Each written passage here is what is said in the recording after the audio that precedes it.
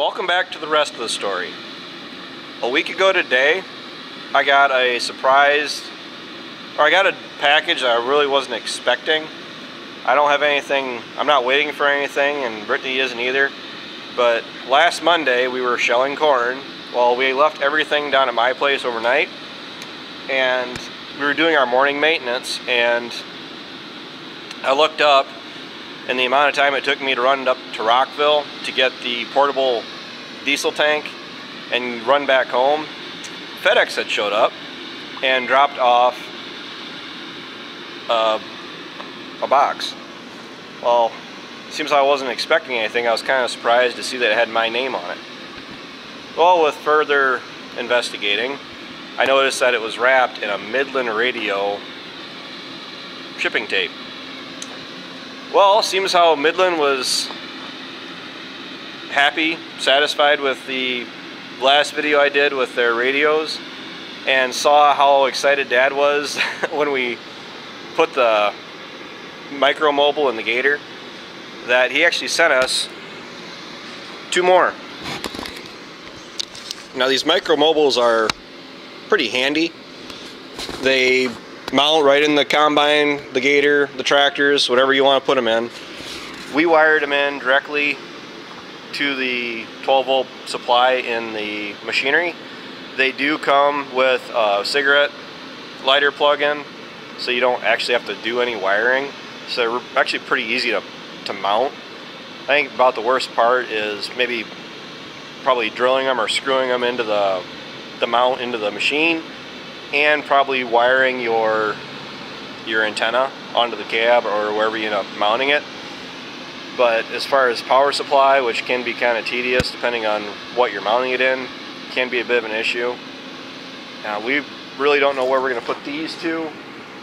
We're thinking about putting one in the combine and the other one in the 82, maybe even the 4640.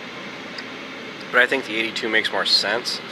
But we gotta get around to doing it first. But thanks Matt. We're really satisfied with the radios we've been using. One thing we did find with the micro mobiles, everyone was having a hard time hearing me because I have the one in the 82 or the 7600, and everyone said that I sounded kind of muffled, that they really couldn't hear me if I was like up at the other end of the field. Well, I got out the handy little manual and I found out that I was on the low power frequency. I didn't actually turn up the bass, the micro mobile, to the high power as far as transmitting. So once I did that, that really helped. It also helps that originally I put the antenna, well, the 76 is back in the dark. I originally actually had the antenna out the back of the tractor, and it was mounted on the rear windshield washer plate. So there's a nice square mounting plate back there, and that says in the manual you're supposed to have the antennas on the highest point of the machine, which meant that it had to be on the cab. Well, once I moved it to the top of the cab, it really made a difference as far as the frequency, not frequency, but the transmission signal, so they could hear me. Everybody knows that we've had these. We do have the smaller, I forgot the name of them, sorry. But we've been using these pretty frequently. Dad, Ryan, both have been carrying them with them.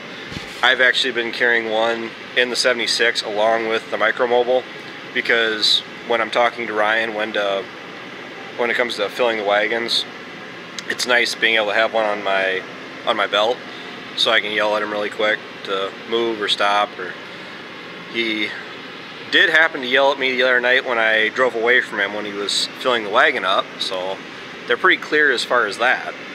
But as far as the micro mobile, even when talking with these, I can hear Dad and Ryan very clear. It's just that they weren't hearing me, but that was on my end of the equation.